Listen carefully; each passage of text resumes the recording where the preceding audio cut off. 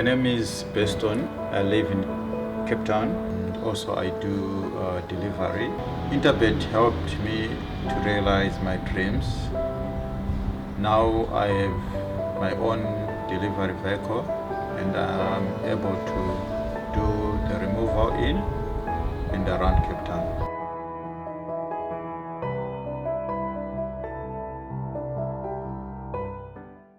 Welcome to the GTV studios where Dees Dynant and I will be going through the 8 races that are going to take place on Monday, the 25th of April 2022 at Hollywood Bets, Greyville. We're on the Poly track and the very first race is going to go off at 12:30. 12:30 race 1. It's the Catch KZN Racing via live streaming on www.galloptv.co.za. Juvenile plate over 1200 meters, recording early Sunday morning for Monday, so no scratchings or jockey changes at this time. So please, as we always tell you, check your scratchings and betting movements, etc., closer to race time.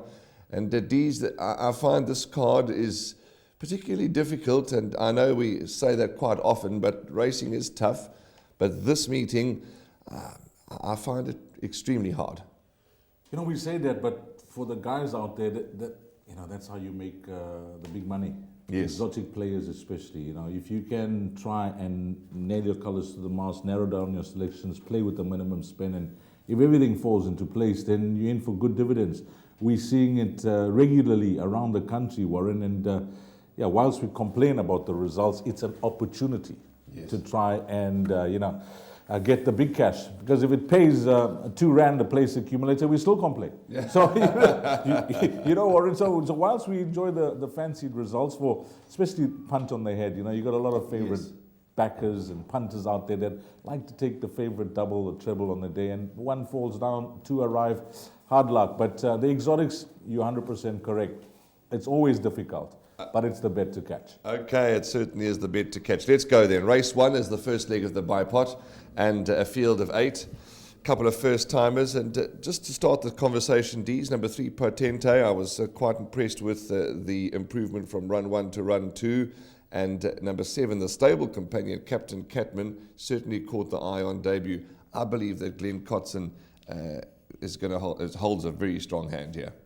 Well, it all depends on whether the 3 kgs are going to be enough for both those horses to reverse the form with Big Slick, who beat them both last time out. And with these juveniles, as every presenter and every person and every trainer and every jockey and everyone you speak to, always come back to that comment on how precocious these young horses can be. But we'll have to see the improvement made by, any of the 3, because the race lies between these horses with the experience. And that form line has held up well with Silver Ducat coming out to win from there. So it's looking good. And Captain Catman, Potente, Big Slick, take your pick on how you're going to play the bipod between those 3 horses. Now, my suggestion in a bet like this, Warren, is to actually play all 3, and you got a strong chance of doubling up and making that perm go into the next leg quite confidently with the rest of the legs to come. Because if you're going to choose one of the 3 and it happens to run third, then it's a bit of disappointment for you. If you choose 2, well, you're surely going to get through with 1, but it's all about structure. So, I'm in agreement. The form of that race behind Big Slick looks to be the obvious form in the race. Those are the 3 race runners. Just quickly, if you want to look at other runners, Glenn Cotson's horse called Green Mandarin. I just want to mention that this is related to horses like Nachi and Nabila that so watch this horse. 1200 meters, maybe on the sharp side, but I think he's a type of horse that could improve over ground as well. So that's the horse that keeps me interested of the first timers. And then just an update on John Dunbar.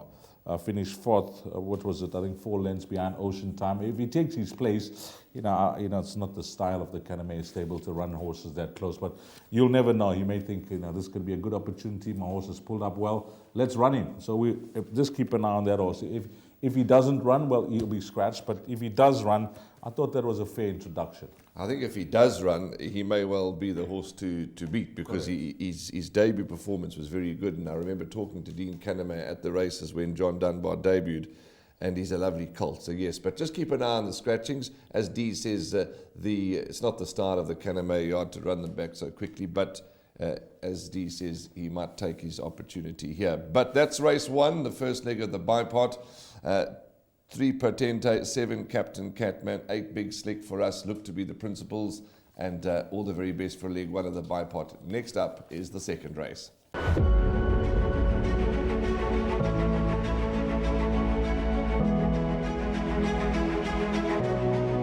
It's good fun. Days like these are great. You get the whole industry together. And to have, companies and corporations like Interbet and Cape Racing who are so generous with sort of time and energy into making a day like this possible it's fantastic for everyone.